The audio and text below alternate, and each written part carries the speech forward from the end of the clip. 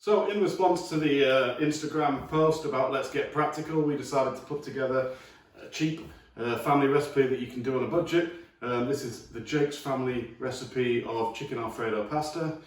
Comes from a long line of our Italian ancestors who lived in the foothills of the Italian mountains where the rivers were rolling.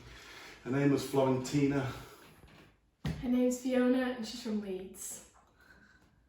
Anyway, what we're going to need some broccoli, some diced chicken, some Parmesan cheese and some butter. We also need some oil, some blue cheese and 2 eggs. We're going to need some smoked bacon, about 5 or 6 slices. We're going to need some fresh garlic, some double cream and some sea salt, as well as pepper, a bit of water and some plain flour. So we're going to start by making tagliatelle. Tagliatelle is a form of pasta and it was named after AC Milan left back, and that's why we got the name tagliatelle. No it doesn't. Yes it does. It means cut in Italian. And how do you know that? Google.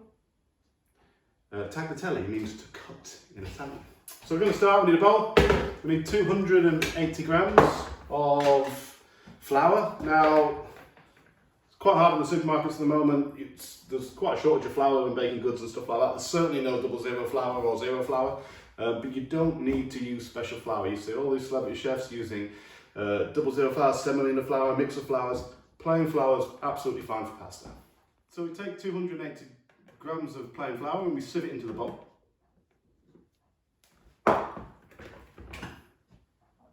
Just gets out any of the lumps or any of the kind of big bits and stops the pasta sticking together a little bit. After we've done that, we're going to make a little well in the middle. Just use your fingers. Obviously you need to make sure that you've washed your hands. Washed your hands. Stay safe, guys. And crack 2 eggs. And then lightly mix in the flour. So you keep bringing in the side of the wells, just a bit at a time. And onto a well-floured surface.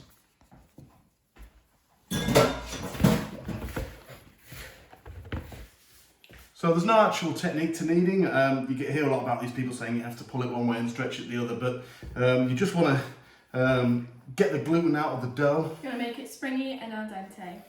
And you'll know when it's done because it'll become shiny rather than dull and bland.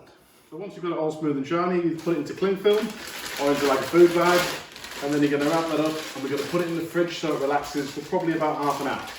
Once it's in the bag there, it'll last 24 hours if you want to make it now and then eat it later.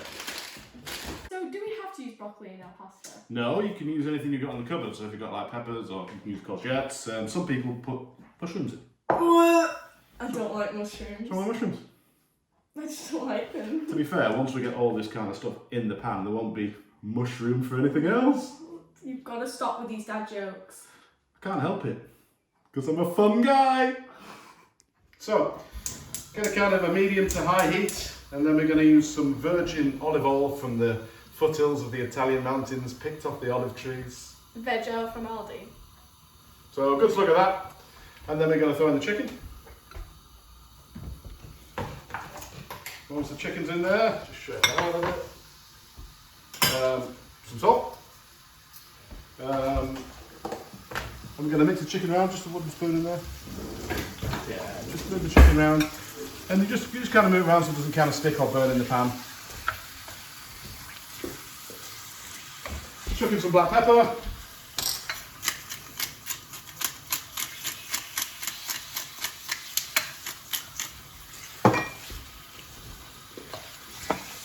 Throw in the garlic.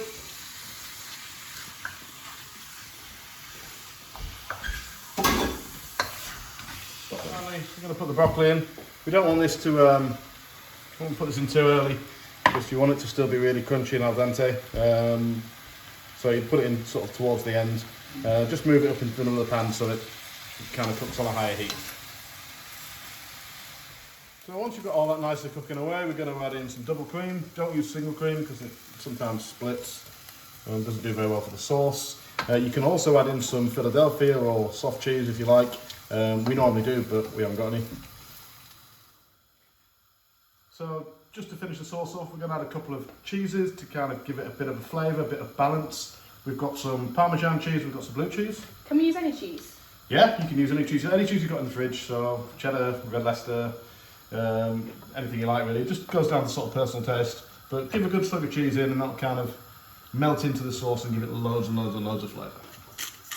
And then finally, you just want to reduce the heat down and you want to leave it to simmer for about 20 minutes until that sauce gets nice and thick. You want a little bit of sauce left over, so when we mix the tagliatelle in, it's quite nice, but it's coming together quite nicely.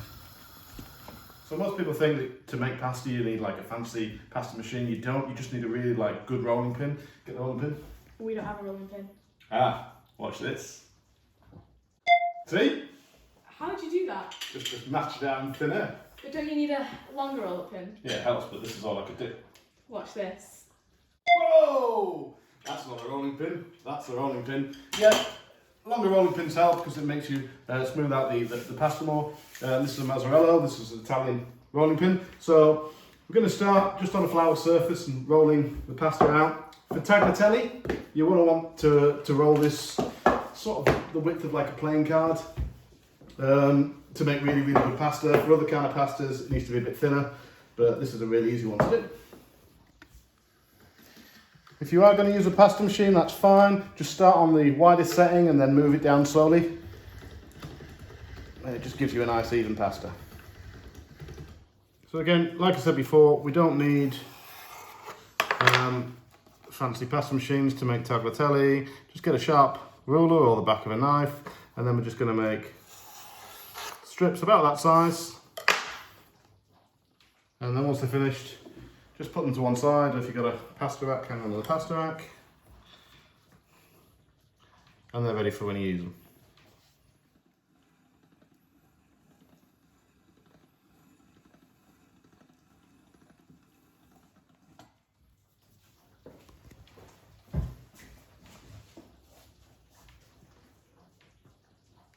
So once you've got sort of water on a rolling boil, just boil your pasta, just drop them into the water. Now fresh pasta cooks a lot quicker than dry pasta, so in about 2 or 3 minutes that'll be ready, and you know it'll be ready when it comes to the surface.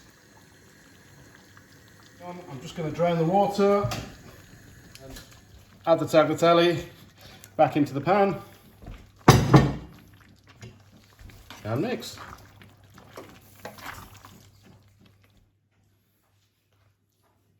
Finally, plate up, black pepper, Parmesan cheese, and the most important part of any Italian pasta dish, a nice glass of Italian Chianti, and I can't wait to drink this. Well,